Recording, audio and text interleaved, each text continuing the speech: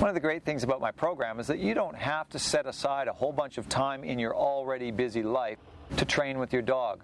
Once you've gotten through the first couple of days of learning some of the basics, teaching your dog some of the most important things, one being the down command, then you can just start to incorporate those commands in the normal routine and time that you would spend around the dog anyways.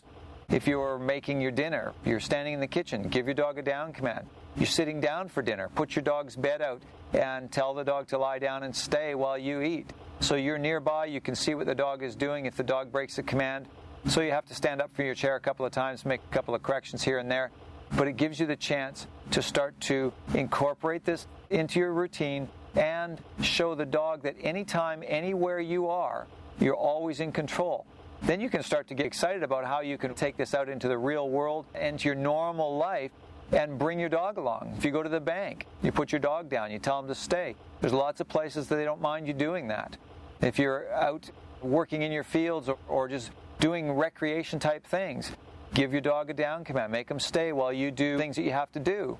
And the dog is learning to be a partner with you in life. And they're learning that just because they're out somewhere and it's happy and a fun place to be, it doesn't mean it's a free-for-all for them. Dogs can very easily learn to control themselves if we show them by incorporating these things into our routine that this is the way we expect them to behave. Say you have to go out to the street edge to get your mail if your mailbox is out there. Tell your dog to stay at the open gate, walk out, come back, praise your dog for staying.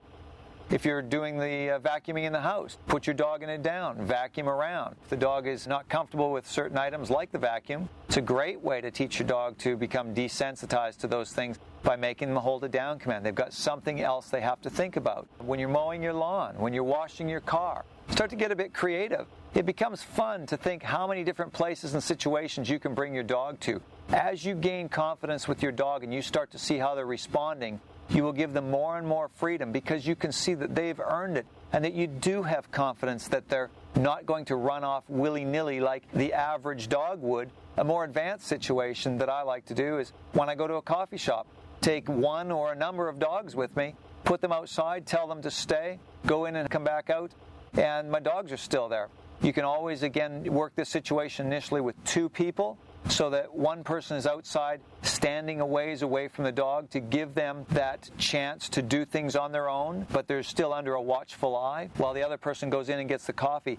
And after you've seen your dog perform a number of times with other dogs walking by, people walking past, people talking to your dogs, even people petting your dog, and that they still understand that a down command is a down command, that no matter how exciting it is, no matter what the circumstances are, your dog has to maintain that down position. And you'll see that after a few weeks, they've caught on to this under all this distraction, and then you can relax and you know that you can go in, get your coffee, come back out, and there's no problem because your dog has thoroughly been tested under all of these distractions and they perform perfectly every time.